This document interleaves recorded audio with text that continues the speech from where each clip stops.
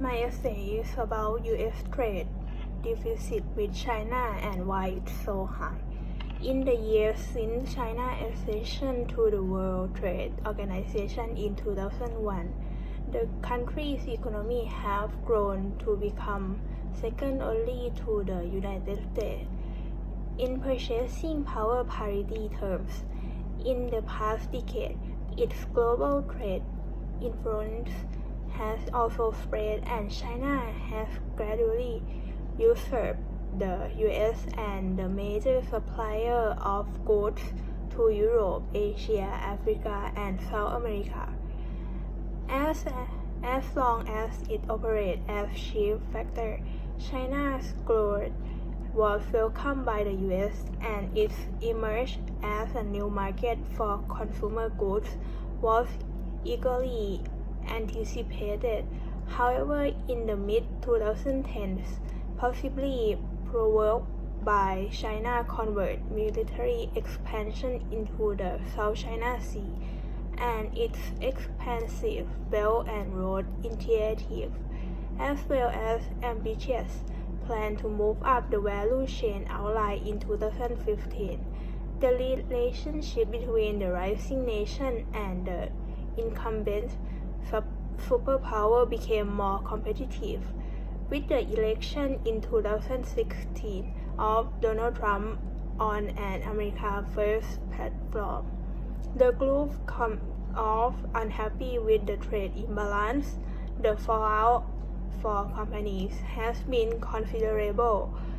In an effort to manage the large U.S. trade deficit with China, President Donald Trump began imposing import tariffs on Chinese imports.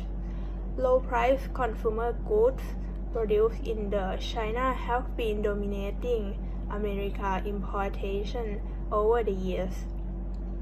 China can manufacture many goods at competitive price because of two comparative advantages: lower standard of living and partial pegging of the yuan to dollars. To keep export price low, China buys a large volume of treasury. It has become one of the largest lender nations to the United States, currently second only to Japan. The biggest category of U.S. import from China were computers, cell phones, apparel and toys, and sport goods.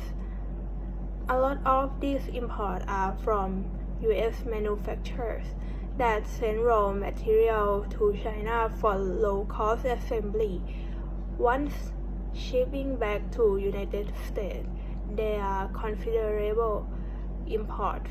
China's biggest imports from the U.S. are commercial aircraft, soybean, and semiconductors.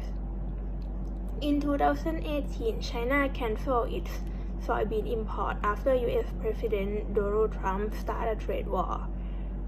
He imposed tariffs on Chinese steel export and other goods. Owing to China produced many consumer goods at the lower cost than other countries, and by including those in the United States are drawn to low price, most economists agree that China's competitive pricing is a result of two factors. First, a lower standard of living, which allows companies in China to pay lower wage to workers. Second, an exchange rate that is partially fixed to the dollar. If the United States implement trade protectionism, U.S. consumers would have to pay higher price for their made in America goods. So it's unlikely that the trade deficit will change. Most people would rather pay as little as possible for computers, electronics, and clothing, even if it means other Americans lose their jobs. For instance, in 2016, China began relaxing its pegs. It wants market force to have a greater impact on the yuan's value. As a reason, the dollar to yuan conversion has more volatile since then. China's influence on the dollar remains substantial. In other words, China pegs its currency to dollar using a modified fixed exchange rate when the dollar loses value. China buys dollars through U.S. Treasury to support it. For this reason, China must buy so many Treasury notes that it was the largest lender to the U.S. government. Japan is currently the largest. Many are concerned that this gives China political leverage over U.S. fiscal policy and worry about what would happen if China starts selling its treasury holding. It also would be disastrous if China merely cut back on its treasury purchase. By buying treasury purchase, China helped keep U.S. interest rate low. If China were to stop buying treasury, interest rate would rise. That could throw the United States into a recession. But this wouldn't be in China's best interest, and U.S. shoppers would buy fewer China export. U.S. companies that can compete with cheap Chinese goods must lower their costs or go out of business. Overall, manufacturing jobs in the United States have declined by about 27% since 1998, provided that Trump enacts a 25% tariff on steel import and a 10% tariff on aluminum that went into effect of Chinese import. In response, China canceled all import contracts for soybean. Trump tariffs have raised the cost of import steel, most of which are from China. The tariff came a month after Trump imposed tariffs and quotas on import solar panels and washing machines. China has become a global leader in solar panel production.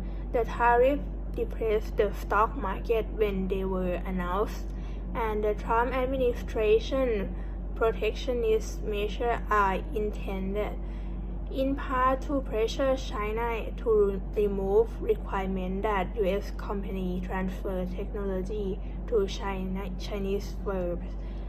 China requires companies to do this to gain access to its market.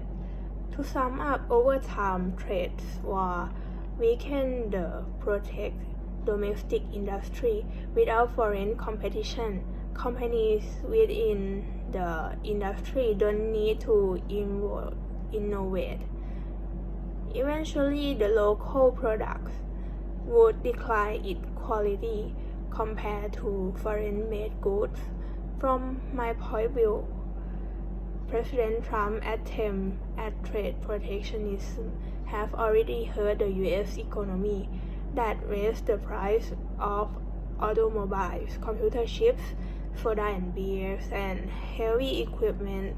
Companies have cut jobs because the cost of production with local material with prohibitive U.S. export of agricultural products, bourbons, cheese, and auto parts are suffering as foreign markets disappear under retaliatory tariffs.